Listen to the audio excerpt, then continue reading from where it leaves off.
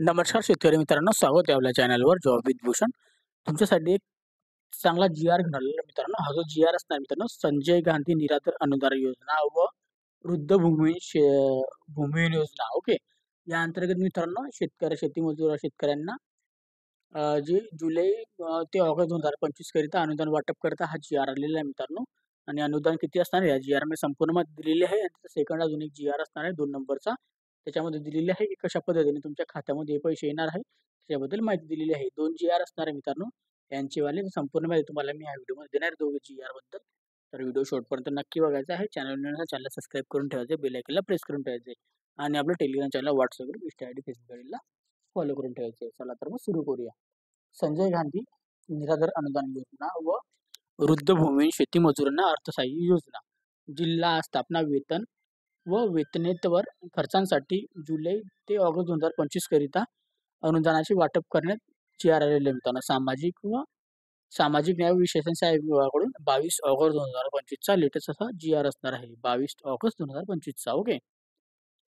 शासन निर्णय दिलेला आहे त्याच्यामध्ये सन 2025-26 या आर्थिक वर्षाकरिता संजय गांधी निराधार अनुदान योजना व जिल्हा स्थापनेवरील 143,72,72,000 रुपये. ओके. एवढे व त्याच्यानंतर वृद्ध भूमिहीन शेती मजुरांना अर्थसहाय्य योजनेवर स्थापनेवरील रुपये 57,54,63,000 रुपये इतकी निधी तरतूद मंजूर करण्यात आलेली आहे. वित्त विभागाने मंजूर केलेल्या अर्थसंकल्पीय तरतुदीतून संजय गांधी निराधार अनुदान योजना जिल्हा स्थापनेसाठी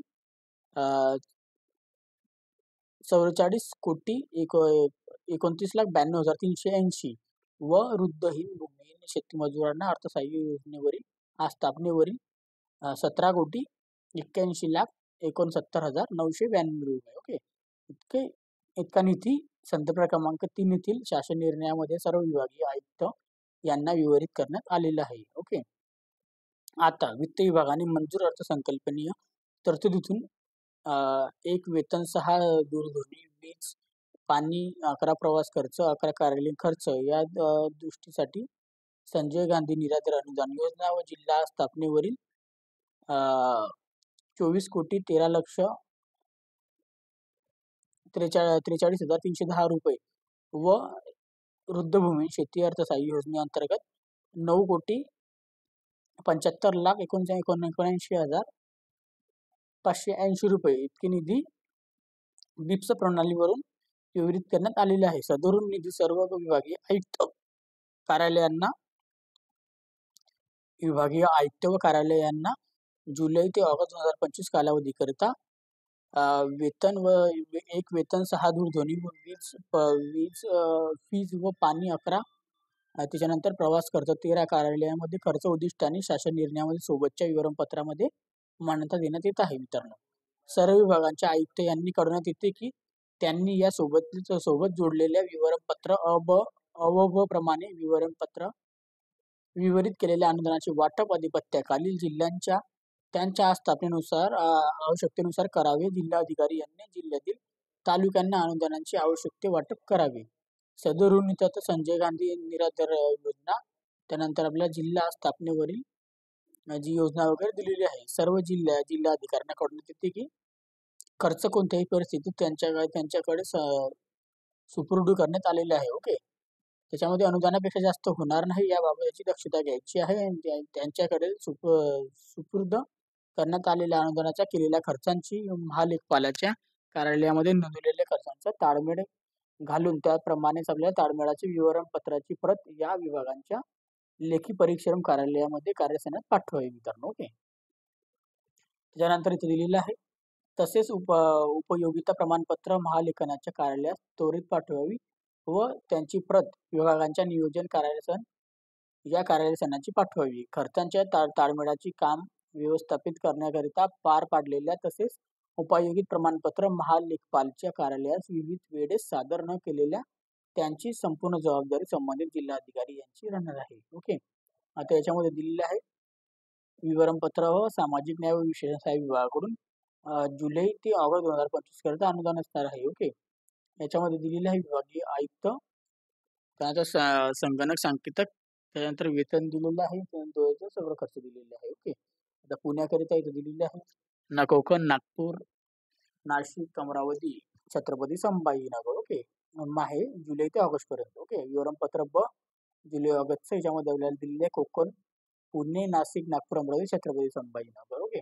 अशी इथं मंजूर झालेली आहे. ओके. आता हे जे पैसे असतात तुम्हाला जे असणार आहे संजीव गांधी निराधार योजना व वृद्ध भूमिहीन शेती मजुरांना अर्थसहाय्य योजना. ओके. या दोघी योजनांचा विशेष आपल्याला डीबीटी मार्फत देण्यात येणार आहे. विशेष सहाय्य योजनेतील लाभार्थ्यांना डीबीटी पोर्टलद्वारे करण्याबाबत शासन निर्णय दिले आलेला आहे. सामाजिक न्याय विशेष सहाय्य विभागाकडून 22 ऑक्टोबर 2025 ला. आता याच्यामध्ये दिलेल्या प्रस्तावना आपण जाणून घेऊया शॉर्टकटमध्ये. सामाजिक न्याय व विशेष सहाय्य विभागाअंतर्गत राज्य पुरस्कृत संजय गांधी निराधार अनुदान योजना व श्रावणबाळ सेवा राज्य निवृत्ती वेतन योजना या योजनेचे केंद्र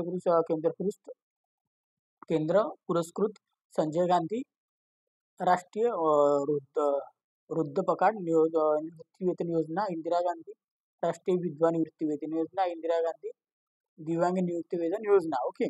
अशा योजना इथं राबवल्या जातात. ओके.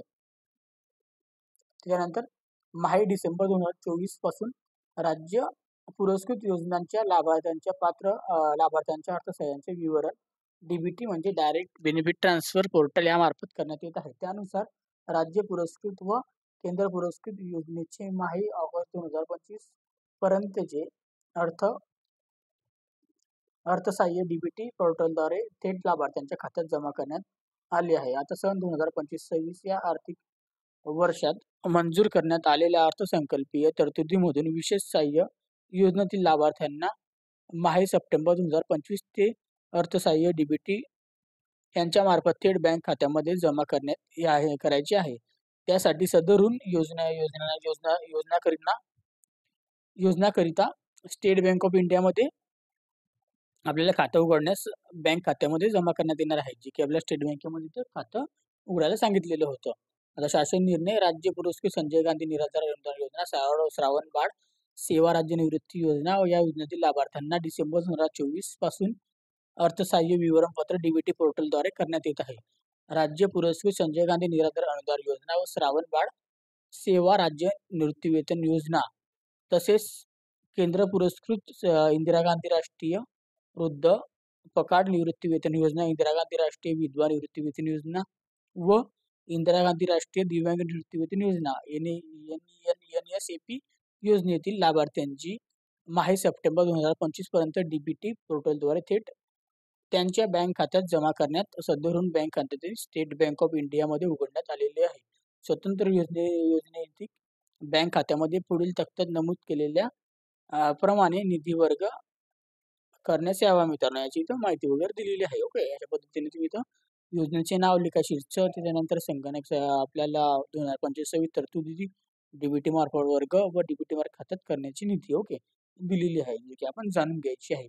जर तुम्हाला या दोघी पीडीएफ बद्दल काही डाऊट असेल तर मला तुम्ही कमेंट बॉक्समध्ये कमेंट करू शकता किंवा मला इंस्टाग्राम फेसबुकला मेसेज करा. ओके. जर तुम्हाला या दोघी पीडीएफ पहिले पाहिजे असेल टेलिग्राम चॅनल व्हॉट्सअपवर पण डाउनलोड करून घ्यायची आहे.